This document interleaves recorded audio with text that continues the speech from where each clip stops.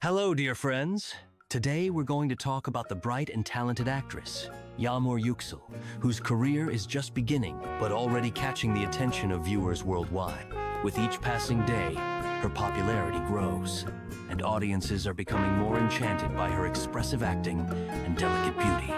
Yagmur Yuksel was born on the 21st of January, 2002, in the city of Merzifon in the Turkish province of Amasya. By zodiac sign, she is a Capricorn, and judging by her determination and persistence, it seems these qualities define her both in life and on screen. The actress recalls her childhood with warmth. According to her, she was a cheerful child who never felt lonely.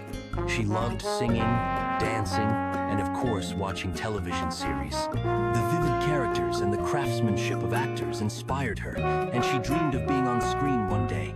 Even as a schoolgirl, Yagmur began receiving invitations to auditions, although she initially declined them. However, in her senior year of medical school, her dream finally came true.